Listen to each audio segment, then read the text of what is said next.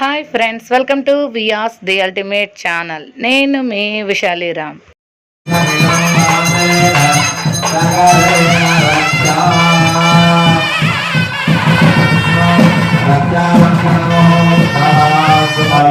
ఇటువంటి పూజా కార్యక్రమాలు చేసుకున్నప్పుడు వారికి శుభాన్ని చేకూర్చే స్థానంలో ఉండాలి.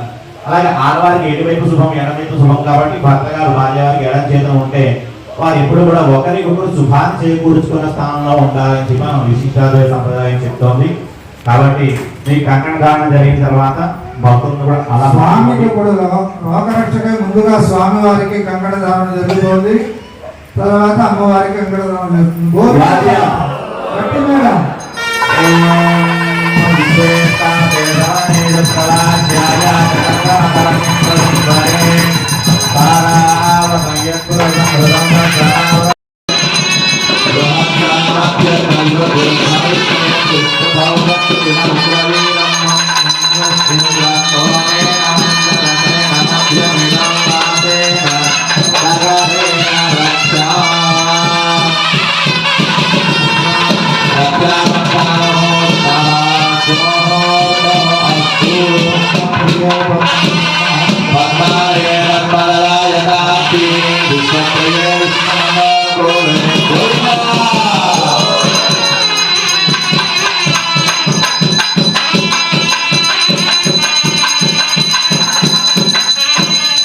మొన్న మొదటి రోజు మనం చెప్పుకున్నాం, భగవంతుని నామాన్ని గట్టిగా చెప్పాలి.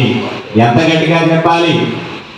మనకి ఎవరి మీద కోపం వస్తే ఎంత గట్టిగా తిడతాం అని ఎక్కడ లేని ఓపు తెచ్చుకుని పాత పగ కొత్త పగ అన్ని తెచ్చుకుని మరి కక్ష తీరా కత్తి తీరా వాడు తిడుతూ ఉంటాం. అంటే వాడి మీద ఎంత కోపం ఎక్కువగా ఉంటే అంత మాటలు గట్టిగా తిరుగుతూ ఉంటాం.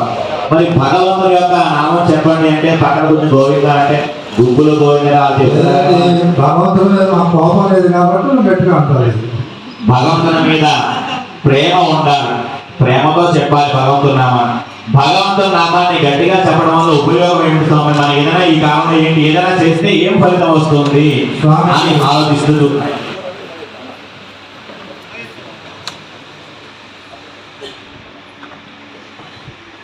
స్వామికి భగవంతుడికి మనం ఏం